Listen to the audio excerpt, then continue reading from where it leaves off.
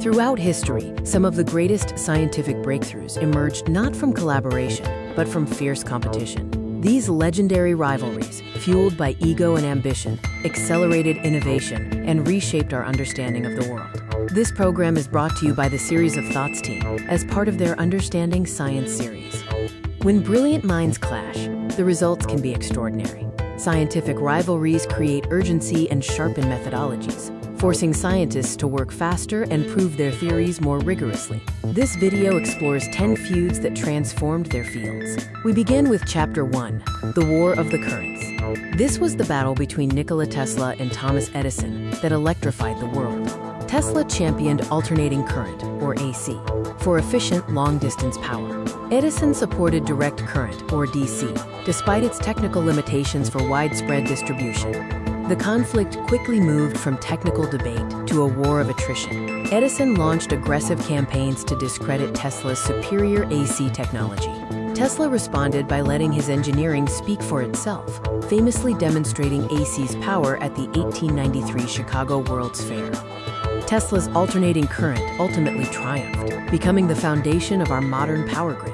This rivalry accelerated electrical infrastructure development by decades, electrifying the planet and proving AC's long-term superiority. Chapter 2 delves into a matter of urgent public health, the polio vaccine race. Jonas Salk developed the injectable killed virus vaccine, prioritizing safety and rapid deployment. Albert Sabin created the oral live virus vaccine, aiming for stronger, easier distribution, especially in developing nations. The mid-1950s polio epidemic created unprecedented pressure. Both Salk and Sabin raced against time and each other. Salk's vaccine was approved in 1955, and Sabin's followed in 1961, leading to polio being eliminated in the US by 1979. The Salk-Sabin rivalry produced two complementary breakthroughs. Salk's vaccine offered rapid protection, while Sabin's was ideal for mass campaigns globally. Together, these vaccines achieved a 99% global reduction in polio cases, showcasing two solutions to one victory. Our third chapter is the germ theory duel.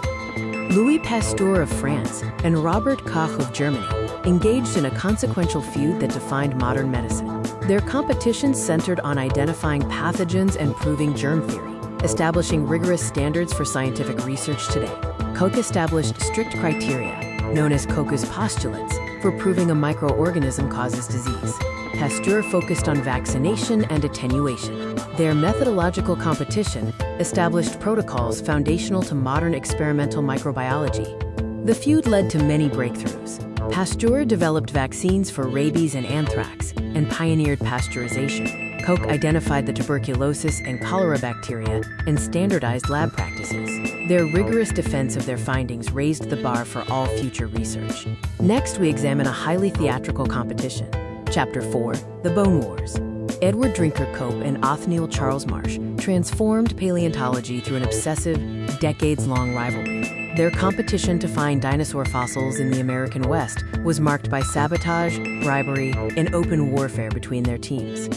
The tactics of the Bone Wars included destroying fossil sites to prevent rival discoveries, hiring spies, bribing workers, and publicly attacking each other's work in published papers. It was a race for priority by any means necessary. Despite the chaos, the Bone Wars produced an unprecedented leap in paleontological knowledge, with 142 new species named by the two scientists. Iconic dinosaurs like Triceratops and Stegosaurus were discovered, establishing paleontology as a serious discipline. Chapter 5 covers gravity's bitter dispute.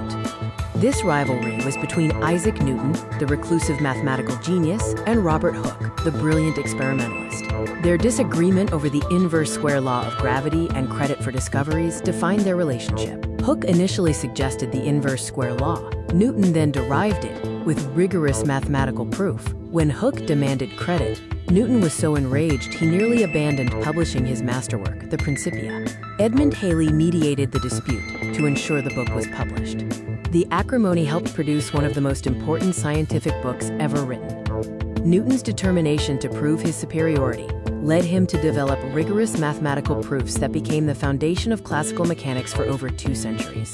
Next is Chapter 6, The Calculus Wars. The dispute over who invented calculus pitted Isaac Newton against Gottfried Wilhelm Leibniz. Both independently developed the subject, but the question of priority led to a bitter nationalistic feud that divided European mathematics for decades. Newton developed fluxions first, but kept his work private. Leibniz created differential and integral calculus, publishing promptly and using the elegant notation still standard today. Modern consensus confirms both invented calculus independently. The conflict strengthened mathematics by forcing the formalization of proofs and leading to the adoption of Leibniz's superior notation system. The pressure to prove superiority resulted in unprecedented rigor and clarity in mathematical thinking. Chapter 7 explores evolution's dual discovery. Charles Darwin and Alfred Russel Wallace independently developed the theory of natural selection. When Wallace sent Darwin his manuscript in 1858, it threatened to scoop 2 decades of Darwin's work. They resolved the rivalry by presenting their ideas jointly. Darwin had insights leading to the theory as early as 1836, but delayed publishing for years. Wallace's 1858 manuscript forced the joint presentation and prompted Darwin to rush his seminal work on the origin of species to publication in 1859.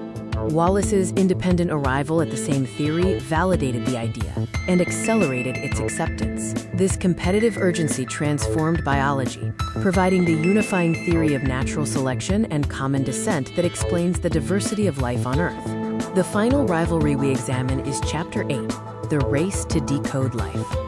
Rosalind Franklin's Photo 51 provided crucial X-ray evidence of DNA's helical structure. Watson and Crick, working at Cambridge, used Franklin's data, shared without her permission, to build the double helix model and solve the structure. The intense competition and unauthorized data sharing accelerated the discovery of DNA's structure in 1953. Watson, Crick, and Wilkins received the Nobel Prize. This rivalry highlighted institutional flaws regarding credit, as Franklin, who died in 1958, was ineligible for recognition. Scientific competition acts as a double-edged sword. It accelerates discovery and forces the emergence of rigorous methods. Yet rivalry also exposes the influence of ego and reveals institutional flaws, particularly in how credit is awarded. Scientific rivalries remind us that progress is often messy, driven by fierce determination and the very human desire to prove someone else wrong. These breakthroughs succeeded not despite the conflict, but because of it. Competition sharpens ideas.